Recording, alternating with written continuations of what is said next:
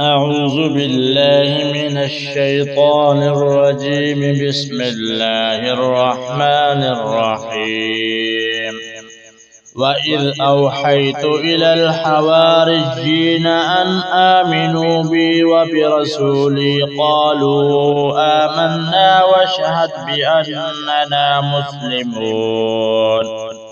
إذ قال الحواريون يا عيسى ابن مريم هل يستطيع ربك أن ينزل علينا مائدة من السماء؟ قال اتقوا الله إن كنتم مؤمنين. قالوا نريد أن نأكل منها وتطمئن قلوبنا ونعلم أن قد صدقتنا ونكون عليها من الشاهدين.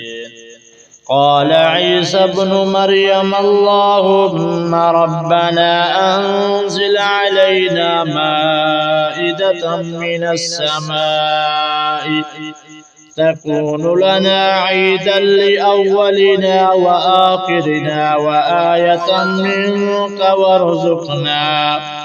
وارزقنا وأنت خير الرازقين.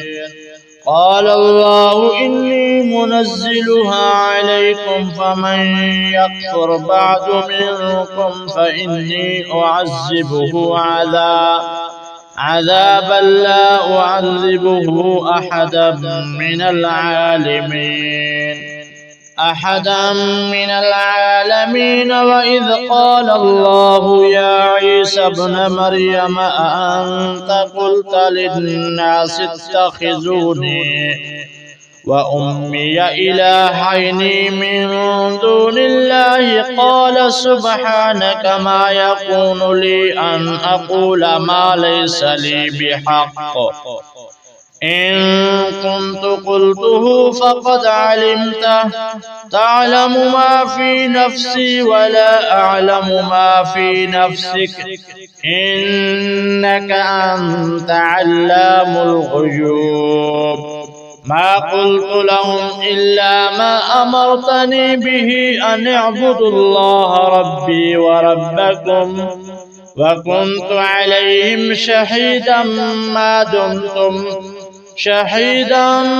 دمت فيهم، فلما توفيتني كنت أنت الرقيب عليهم وأنت على كل شيء شهيد. إن تعذبهم فإنهم عبادك وإن تغفر لهم فإنك أنت العزيز الحكيم. قال الله هذا يوم ينفع الصادقين صدقهم، لهم جنات تجري من